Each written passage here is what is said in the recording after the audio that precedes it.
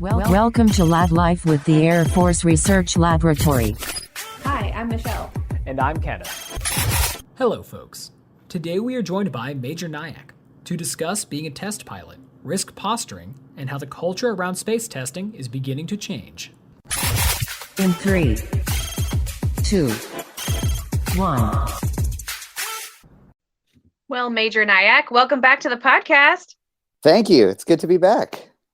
Yeah, you joined us way back when you were just Captain Nayak for episode 2 of the Lab Life podcast. So I hope that you're bringing us some good material today, because I really think that it's really cooler than anything we've talked about since.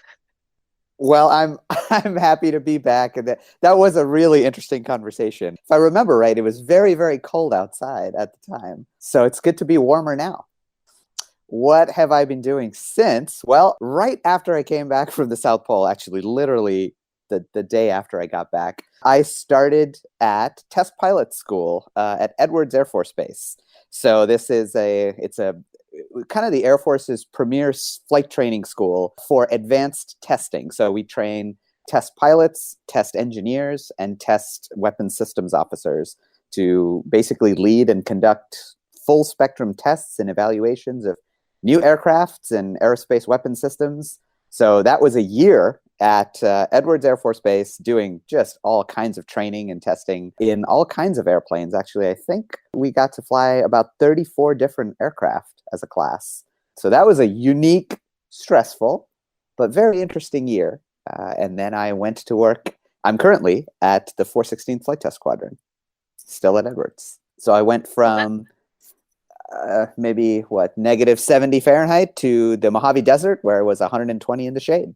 Well, and if you really get the whole spectrum, when you were in Antarctica, you had come from our research site at Maui, if I remember right. So you went from Hawaii, right, picturing tropical. Work hasn't sent me to Maui yet, and then Antarctica, like literally crossing over the actual South Pole to go to your hut to work on your research out in with your sled. Literally, people, you need to listen to this podcast if you haven't, episode 2. Then you went to the desert. So you're really getting the whole spectrum of, weather patterns in your Air Force career. That is certainly true. I went from the cold desert to the hot desert. But I'm just thinking, like you just mentioned the year you just spent. Is there a lot of adrenaline in that job? I mean, you're flying different aircraft and learning to test them out. Like, what's that like? So here's my experience. I think everybody will give you a slightly different story about test pilot school. At first, it is just overwhelming. The people, the other students in the class are incredible.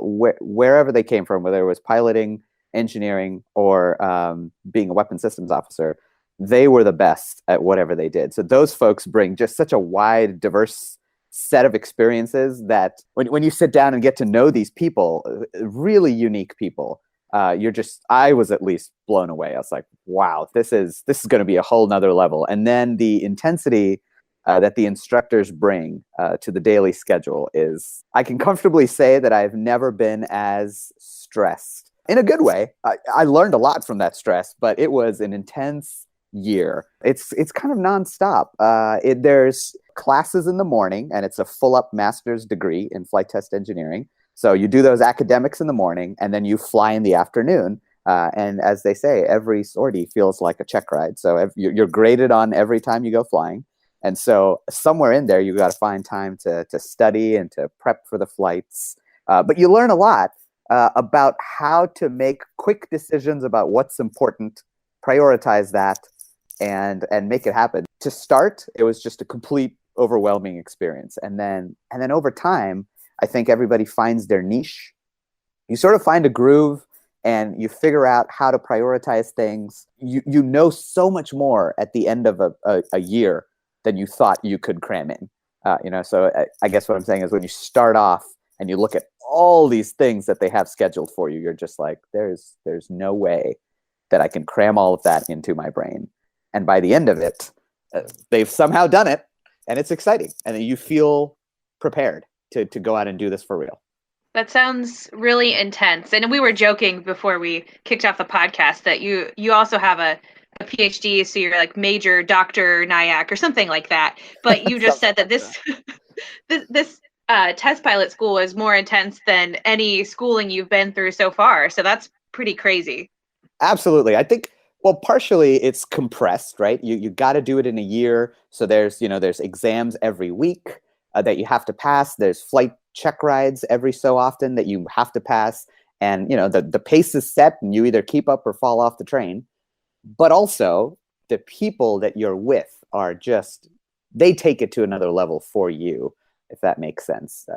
I found myself inspired every day by the instructors and students the folks that were around me. And, sometimes you look at someone, you're just like, you're not struggling at all. You're right in your comfort zone.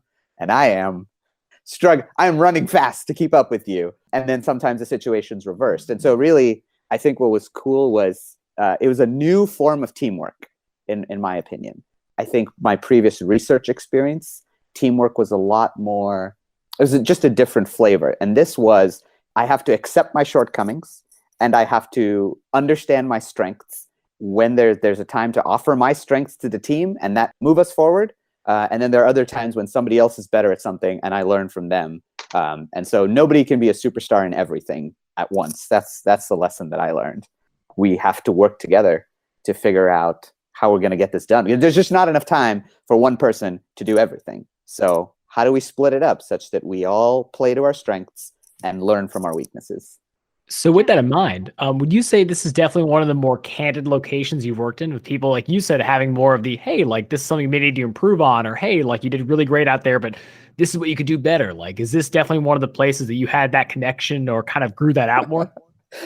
Yes, absolutely. I think you got to have thick skin. I think a flight debrief where you've messed up it's a humbling experience, and you have to sit there and not block out what you're hearing. You have to accept it, learn from it, and then you're going to redo it. You're going to do it again, and you have to be better. And so that, I think, was a good experience. There are times when it's just not a great idea to read your grade sheet, because that's going to be a kick in a low place. But you take what you can from it. I'm being mildly facetious there, but the goal is you learn from criticism and then turn it around and try to blow them away next time. So yeah, it was candid is certainly a good word for it. It's the most politically correct thing you could probably say, Kenneth. Oh, just some candid feedback. And he's like, they tore me apart, Don't suck is a common phrase. And as long as you don't suck again, or you don't suck in the same way again, you've learned something. So that's progress. Yeah, and that's a fair way of putting it. So I definitely want to make sure I pick the right word to ask the question. But I mean, it is enlightening to hear about. You're right. Like working at test pilot school, and especially going through a lot of the phases that you did, they're tough. So I mean, I had that thick skin, like you mentioned, and internalized so much good teaching. Sometimes when you're ready to hear it, sometimes when you're not, is important. And that all led you to where you're at today. So our question for you, kind of starting things off, was at the 416th Flight Test Squadron, what do they do for the Air Force? That's where I am right now. It's actually just across the parking lot from Test Pilot School. So I haven't gone far.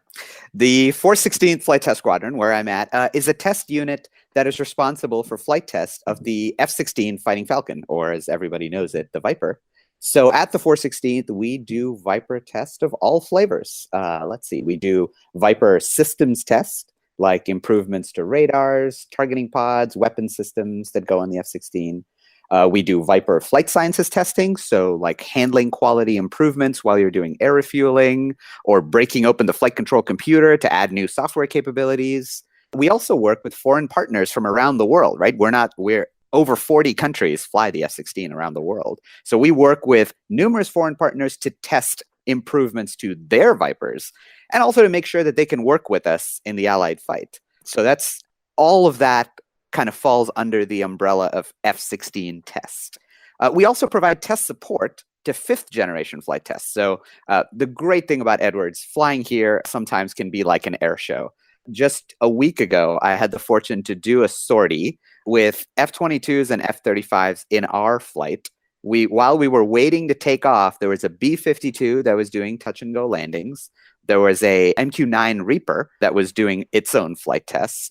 And then we also got to see T-38s when we were coming in for landing. So, it's that's like we got to see bombers, fighters, trainers. We went to a tanker. So that's tanker refueling. So sometimes flying at Edwards Air Force Base is like it's like being in an air show.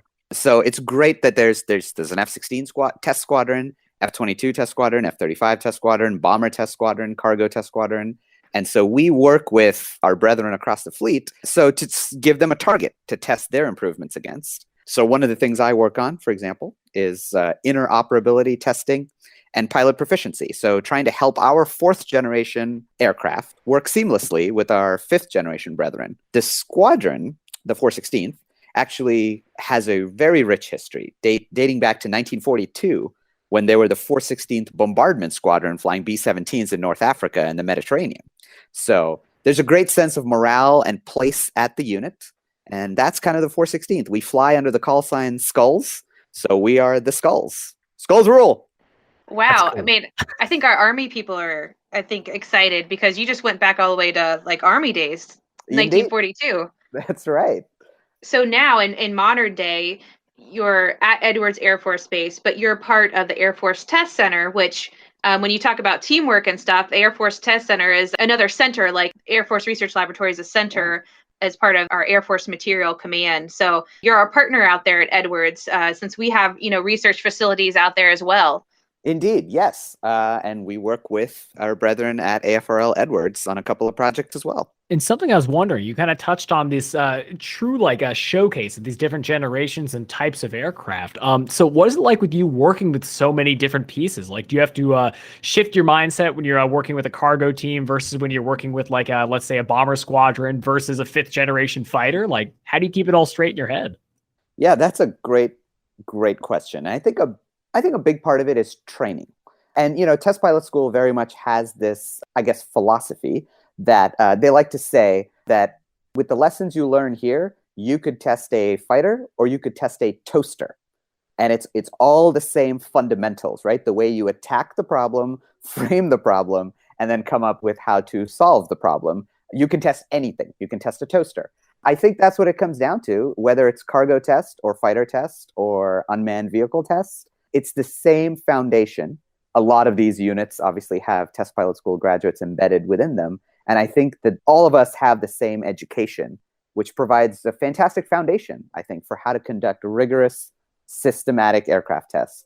For me specifically, TPS obviously has a rich fighter history. So a lot of the lessons that I learned there translate directly to the 4th generation testing I'm involved in with the Skulls. The F-16 is a curriculum aircraft for Test Pilot School, and so I got to learn kind of the initial hack at the systems there, and now I'm working on it for real. So that foundation, I guess, is really important to rely on. If that's set, then adapting to whatever new challenge is coming around the corner just becomes easier. You're not starting from scratch. So that helps us to go faster, work with other people, because we're all coming from this common foundation, this test fundamentals foundation. I think me, are also fortunate because the F-16 has been flying since the 1970s. In fact, its first flight was in 1974. So while it's involved just an amazing amount since then, we have this foundation. So we rely a lot on the experience of engineers who have been working Vipers for their whole career, as well as combat pilots who have flown the Viper operationally, and they bring their experience to the table. And then we put all that together, make this joint test team when we work on a project. We also bring in the researchers, which folks like AFRL, the Naval Research Lab, all these organizations who are on the bleeding edge, and then try to bring all of that to our joint test team and bring all these different pieces together, make all the different generations work. And that's super cool. Like, first, before we go ahead, I got to say, I do have a model F-16 behind me. Big fan of the craft. So That's great. It's always so fascinating, though, to think about how, many people say, hey, the aircraft's getting on 50 years old. Like, how is that still relevant, especially in a warfighting domain today? And what's so cool about your guys' work and what you've already touched on is it sounds like there's constant updates being done to keep it ahead of the competition.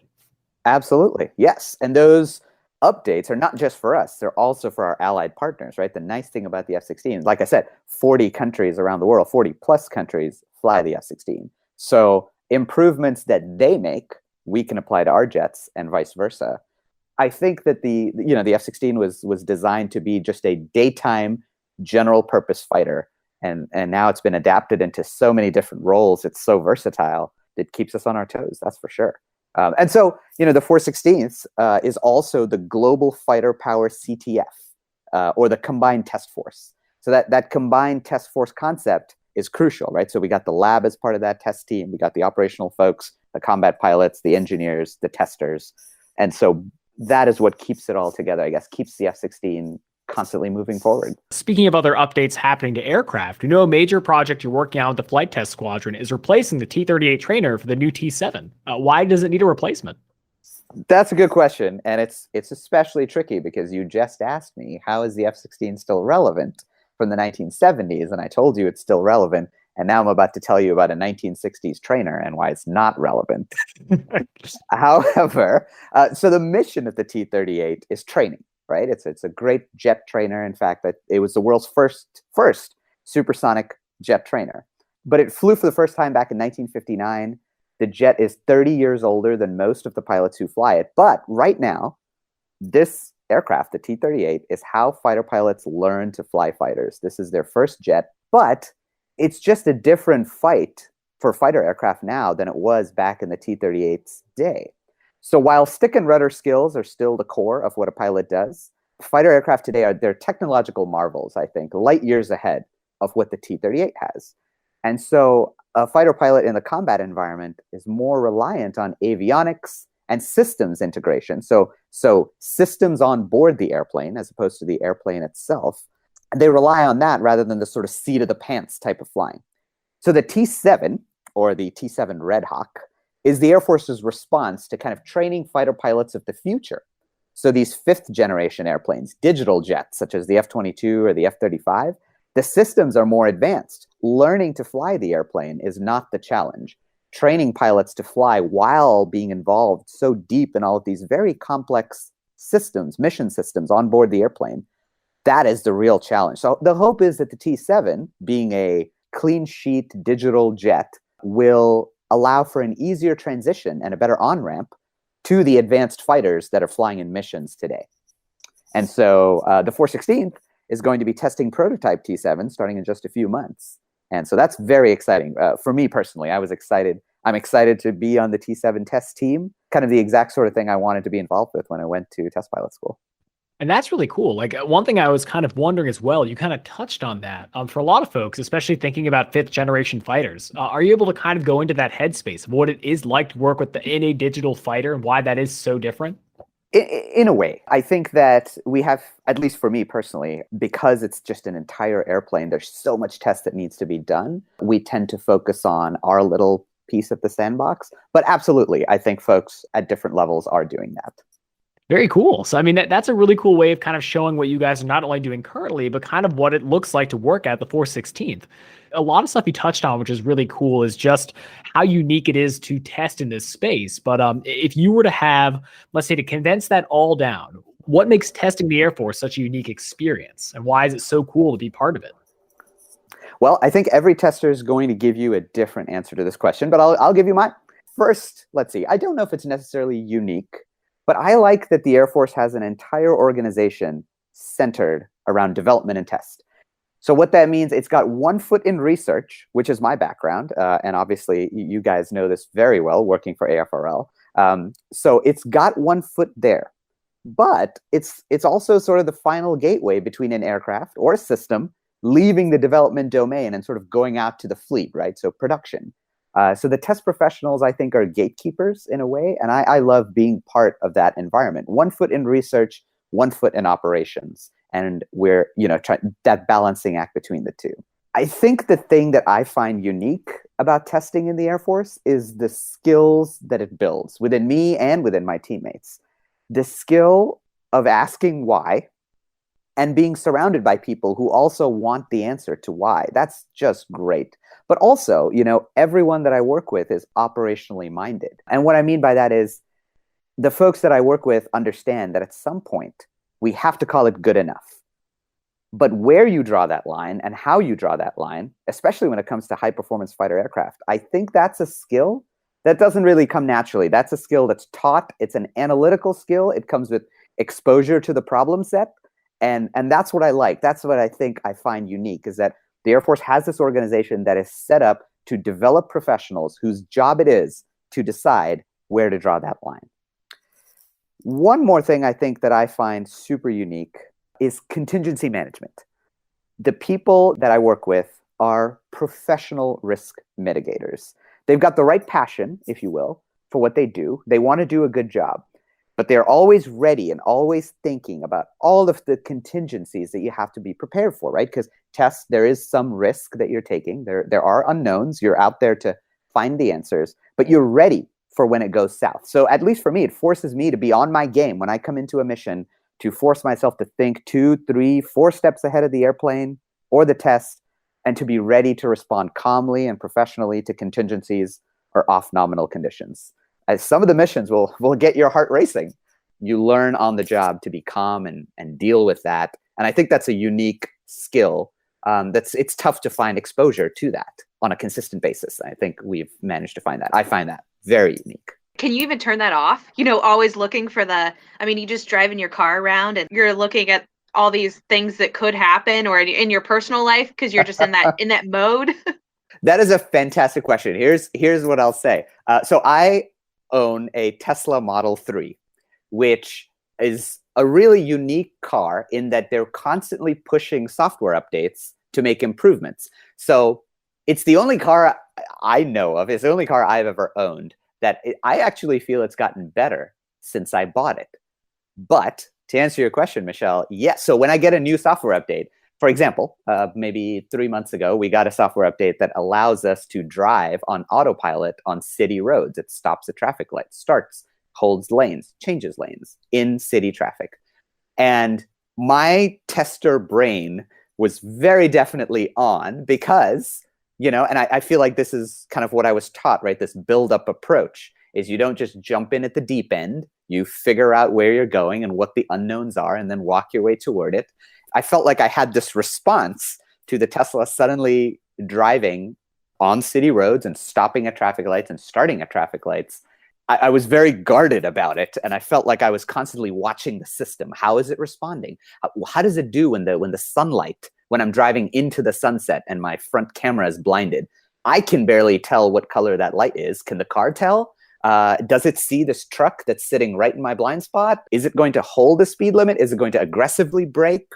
And, part of, I think, Tesla's model there is to constantly improve the car based on user experience.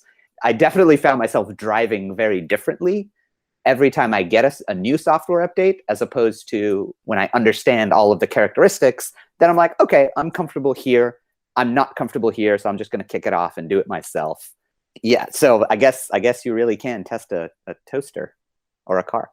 There you go. I think that helps me really understand a little bit closer to do what you do in your day job during that experience, because, I could relate to maybe not feeling confident that, something would work. And then, I'm going to trust the system that it works. But I need to be ready if my car doesn't identify the red light, so I can put my foot on the brake or something like that. Exactly. Right. And so, that's exactly what I was talking about earlier with contingencies, right? Like you just get a little prickly feeling. Like, for example, for me, I very quickly discovered that when the Tesla is driving into the sunset, it'll suddenly kick off because it decides, nope, I don't like it.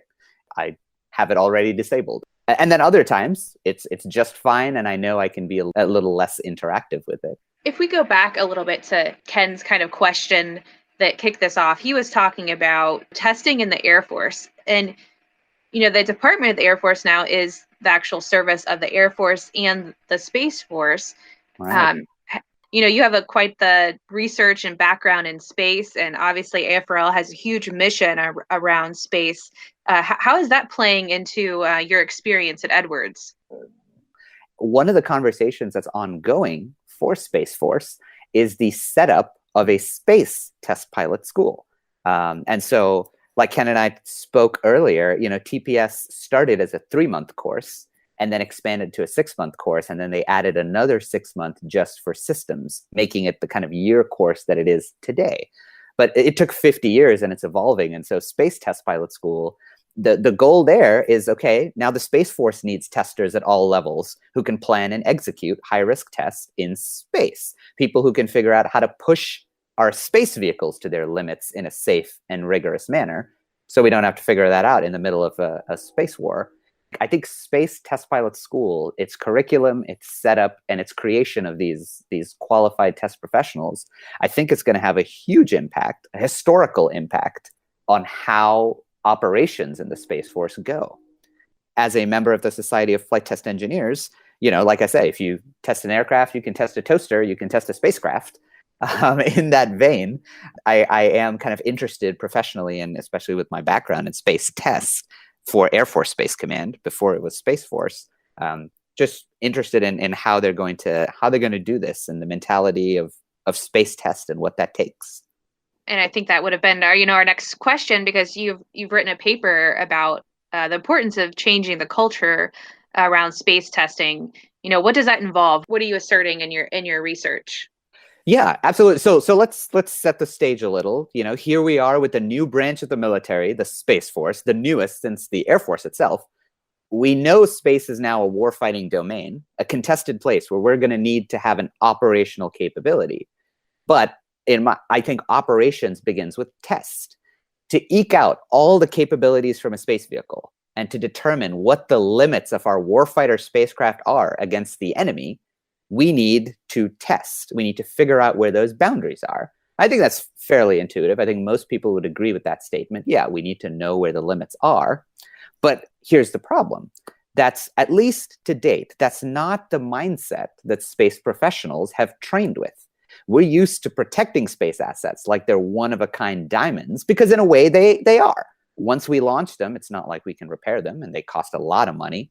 And so the culture of space operations, which is a culture that I've experienced earlier in my Air Force career, that culture is extremely risk averse. We don't take risks in space. And, the authority for approvals to do things is still very, very high up in the leadership. When there's an anomaly on board a spacecraft, when there's an anomaly on board an aircraft, you call back home. The pilot is authorized to take certain decisions in line with their checklist. They call back home and they get what's called an op soup or a SOF. So somebody who is an aircraft expert to sort of, provide suggestions to them. But essentially they go do what they need to do to fix the problem and make a safe landing. When there's an anomaly on board a spacecraft, it gets briefed up the chain. I've seen it briefed up to a 3-star general. And that's just not a paradigm that's sustainable in a wartime environment. But here's the thing, it's not unreasonable. We haven't tested these spacecraft to their limits. So we have no idea what the limits are. None. So we have unique assets that we need to recover, and the unknowns are huge. It just makes sense that decision authority would be at a very high level. So how do we change that? I think we change that with test. And that's sort of what the thesis of my paper is. I think it's trained testers go out and find those limits, and they know how to do that in a very deliberate manner. There's some risk, but again, they are trained risk mitigators, right? We talked about that earlier. And so I just think we need to get out of our own way and test spacecraft to the point of failure, though not into failure, because then we know what they can do, what they can survive. And that's how we get to a place where the operator can make a real-time decision on how to rescue their vehicles, just like a pilot would in an aircraft, without needing to go up to the 3-star general level. And then we can get to a place where the enemy can be putting effects on our space vehicles, and the operator just responds. No leadership intervention necessary, no fog of war, no delays. We just respond. And, that's how the fighter pilots do it. They are trained, they know their vehicle's limits, and they take it to the limits in a fight if they need to. And that culture, I think, that culture for the Space Force begins with test. And that's sort of the thesis, if that makes sense. And what you're really talking about now, because I think I've probably watched just enough space movies that I automatically went to Matt Damon and George Clooney and, some other, celebrities lost in space because of their spaceship. They didn't know what they could do with it. But spacecraft, we're talking like satellites, research vehicles, not necessarily things that are manned. What is an example of pushing that to the limit? I don't know how to push a satellite to the limit, or do they just operate in these like really narrow fields? Like, this is where we can put the satellite. This is what it can do. We never try anything else. That is exactly right. So for an aircraft, for example, we have a thing called the envelope, the aircraft performance envelope, right? And so within that envelope, the idea is that you can fly it with carefree handling, right? But any qualified operator as long as they maintain the airspeed or the altitude or the, whatever condition within that defined envelope, they can do whatever they need to do, right? For a spacecraft, however, we don't know where that envelope is. And so what we do is we launch it, we check it out, we operate it, and then once it works, we keep it there in that condition and don't change it, right? Because we don't want to risk anything. We know that this works, and so we're not going to move, we're not going to experiment too much around that. We're just going to let the vehicle operate in a stable manner. And so I think that needs to change, for one. But also, so you mentioned, George Clooney and, shows like Star Trek and things like that. They're manned vehicles, right? So there's humans in the loop making decisions. Here, we just don't have the benefit of looking at our spacecraft and looking it over and saying, oh, I think this is what's going on. What do you think? Yep, I agree. And then let's go change it. So there's this long discussion that we get into about rescuing it. That's kind of the culture that we need to change, I think. What I mean by that is there is no envelope expansion plan for new spacecraft. For example, determine the maximum specific impulse possible if you need to do an avoidance maneuver. You don't know what that maximum is because you've never built up to it. What's the minimum time to desaturate reaction wheels on a spacecraft so that it can slew and point at a target that you want to have imaged? Don't know. We've never saturated the reaction wheels and then tried to desaturate it quickly. Are we able to take images even at the most extreme illumination conditions without damaging the sensor? Well, we don't know what damages the sensor because we only take images in favorable conditions. And the operators just, there's unknowns, so they're not going to take that risk and risk burning out optics. So I think that's more what I mean by pushing the envelope, is let's figure out what the thing is capable of. Of course, we've got that nominal operating condition, but when are we ever nominal in wartime? I think that mentality permeates down into daily operations. I think if the vehicle has not been cleared for anything except heart of the envelope operations, any deviation from the norm essentially becomes a test event, right? And that's why I think even the smallest spacecraft failures are briefed up to the executive level, and they require developer input before any action can be taken, because you need to do all these tests and simulations to say, well, we've never been here. What do we do now? But maybe if there was a test campaign on every spacecraft by dedicated test professionals, there would be some answers and it wouldn't be a critical event. It's just, yep, I know what to do. We've been here before. Let's do it. So something that interests me in that field is thinking about a lot of this risk aversion, especially in the space community and testers here, like you've been touching on, is do you think it's going to have to be part of the culture of using either more affordable aircraft or maybe like CubeSats or different platforms to build up that trust that people want to say, hey, if we can push the envelope with these, we can then scale that up to larger models or things that like you said beforehand, are these almost one of a kind, very expensive vehicles? I don't know. I simply don't. I think that could be part of it. That's certainly part of the argument, right? Is that, okay, if you have your spacecraft that's a one-of-a-kind diamond, you're never going to be able to convince anybody to do anything even low risk on it. So let's build hundreds of smaller components. That way, if we lose one, we don't care. That's certainly an answer. I think that, though, if we're setting up a brand new service and the mission of that service is to protect and defend a warfighting domain, then we have to give them warfighter skills and abilities, right? We have to give them the ability to respond to unexpected events from an enemy. We need to drive the decision authority down to the lowest level. And you just can't do that if you don't know how your system works, right? Then you're doing what we call cowboy commanding. You're just shooting from the hip and hoping that your bullet goes where you want it to go. Instead, well, why don't we, and Space Test Pilot School, I think, is going to be a huge part of this conversation. Why don't we emphasize experience and bring together the R&D and organizational space test communities and address risk in a better manner for spacecraft, kind of the way that Air Force Test Pilot School trains for Air Force aircraft. Now, obviously, these are different domains with different problems, right? I can lay an eye on my aircraft at any time, and that helps me. And, in space, we can't do that. So we certainly can't execute tests in the same way in air as in space. But I think that's why there'll be an Air Force Test Pilot School and a Space Force Test Pilot School, The point is, I think that we need to understand what test brings to the table. And that is risk, yes, but measured, properly mitigated risk. And that's what's going to open up more doors for the warfighter later on, as opposed to saying, well, I'm going to build 100 of these, but I'm still going to keep the same old approach that I did before to my one-of-a-kind billion-dollar assets, right? I think we need to be prepared to lose a couple of those assets, because we're certainly going to lose it in a wartime scenario. And certainly when Air Force airplane folks do O plans or operations plans, force reduction is something that you plan around. So you need to be ready for that. Let's just accept that and then try to mitigate it instead of being surprised by it. And another aspect of that I think would be very interesting. Again, I want to see if you may know this, and if not, that's totally fine, or at least kind of see what ideas you have around it. When it comes to this, like let's say the space test piloting school, do you think for the first instructors and people coming in, is this going to be a blend of both, let's say test pilot school from like what you've seen, and these operators have already worked in the space domain coming together to kind of build up that risk posture, like how they can best teach this new generation how to accomplish that goal? Yeah, absolutely. That is what they are setting out to do. And I hope that they can do it, right? Because if there's too much of Air Force test pilot school in there, well, then I think the people that go there are going to think of it as, well, that's cool, but that doesn't really apply to me. If there's too much focus on space, then we're just going to bring the old baggage in and call it a different name.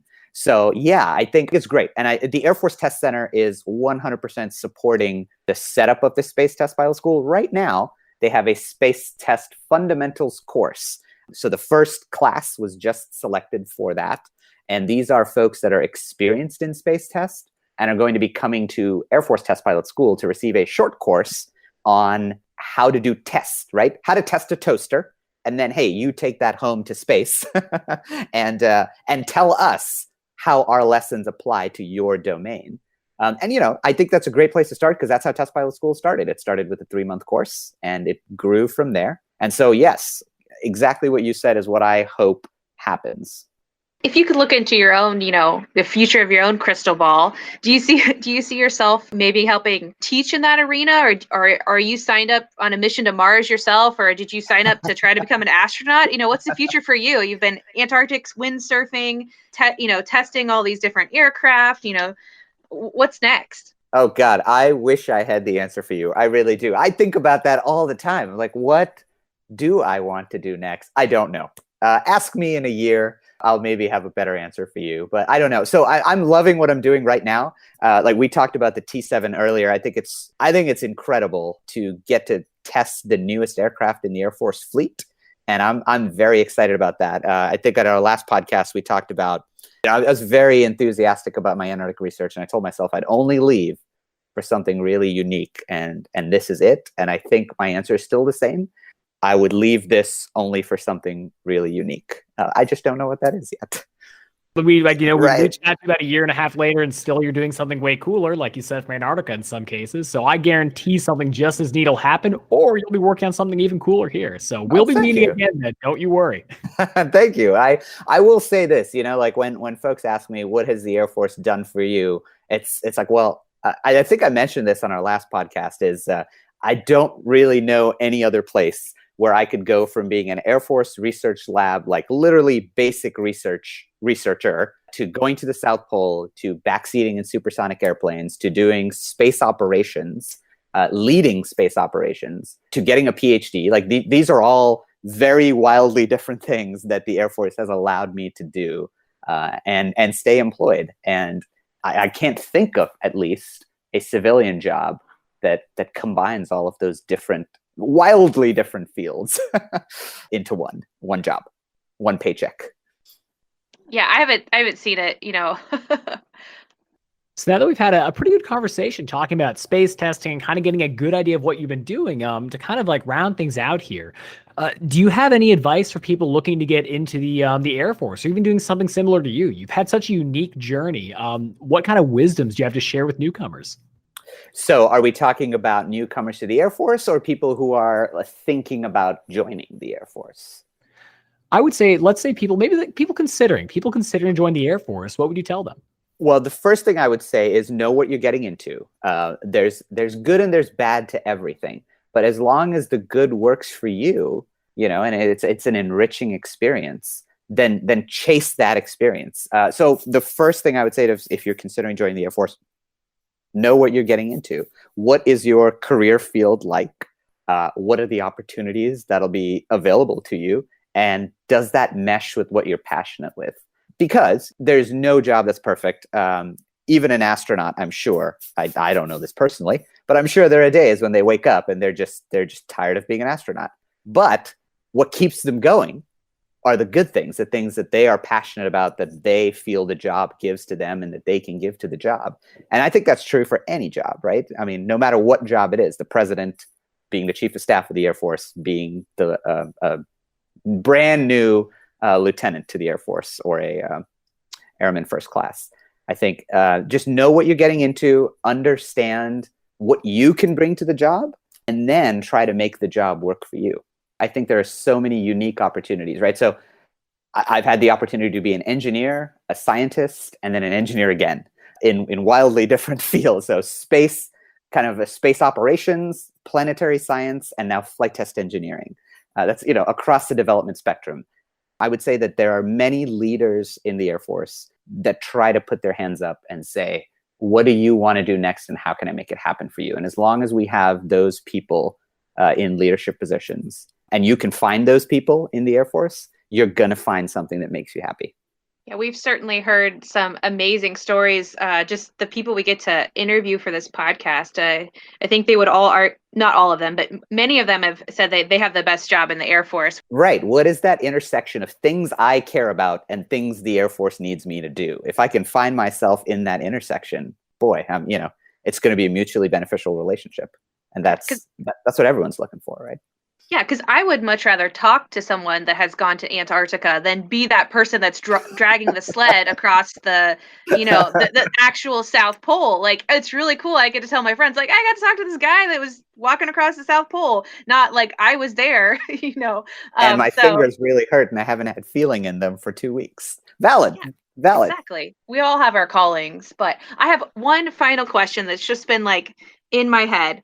So, test pilot school, TPS, like, do you guys do Office Space jokes? Like at all? Does that come up at all? Yes, absolutely. So the great thing about TPS, right, is it is a grind, and they put you through the grind, but they know that, and so everybody kind of has a sense of humor, I think, in the building about all the instructors have been through it. They've done it themselves. They've suffered, and so, for example, on our classroom door, we had memes up, right? So something ridiculous would happen, like, I don't know, like you would get a grade sheet that said, if you're a pilot, you got a grade sheet that says, acceptable performance considering limited piloting experience, and you're like a 10-year pilot. You're like, well, that's a meme. And so, so you stick it on the door of the classroom, and it's there for anyone to see. And that's okay. And so a lot of the by the end of the year, we had the entire door filled with layers of memes. Like, you could lift up one meme and find another one underneath it. And it just kind of documented the experience of being there, going through that, and then what you took away from it. So yes, Office Space jokes, fair game, all kinds of jokes. Just, jokes at the instructor's expense, jokes at other students' expense, jokes that, just the experience itself and what you took away from it. Yeah, very candid, I'm sure, to use one of Ken's words, but but in a good way, right? It's at the end of the day, I think everyone would say that, or most everyone would say, I can't speak for everyone, that it was an enriching experience. Like, I feel like, yes, it was stressful, but I feel like I walked away with a better idea. And I thought I was pretty good coming in, right? I think we all did. We all thought we were pretty good coming in, but we left even better.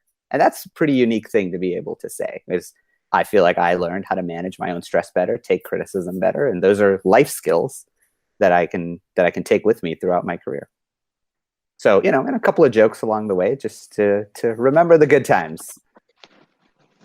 Absolutely. Well, thanks for joining us today. I can't really wait until the next time we have you on a podcast. I know we want to talk to some of your colleagues about some of the related work we're doing. So we'll get to talk to you then, or if it's farther down the road when you find that next, dream job, whether that's actually going to space or, I could also like listening to you now, I could hear you like animating like or voicing animated character or something like that. Whatever the next thing on your list is, we want to hear it. So Awesome.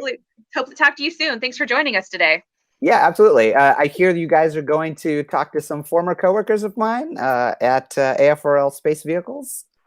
Yes. They might be on a new podcast. Yeah, we have Christina Strait and Evelyn Kent. So look forward to that for technically part 2 of this, talking about risk aversion and what they're doing in satellite work from cradle to grave. So it's some very exciting stuff. So listen in, folks. Absolutely. And those guys, they were my co-authors on that paper that we talked about. Those two are true space experts. They deal with cradle to grave, like you mentioned, experimental spacecraft. So every time it's throwing them for a loop, and they have figured out the way across multiple decades of experience between them to how space tests. I'm sure that they are the people like them hopefully have the answers for how we're going to execute space tests in the future as the Space Force. So I'm sure that's going to be a great conversation. We're very excited. So audience here that's listening in, make sure we'll have that anticipation build up, but expect to hear this to drop quickly after this episode so we can have a good old 2-parters. So get excited. And of course, like Michelle mentioned, we'll definitely be talking to Major Nayak again. So if you have any questions for him and about his career, please leave them in the comments on our social media profiles and we'll all reach out to him, see if we can get them answered. Thanks for having me, you guys. It's great to chat with you again. Yeah, thank you. Make sure to follow us on social media at Facebook, Twitter, LinkedIn, Instagram, and YouTube at AF Research Lab. And remember, stay curious. Logging off.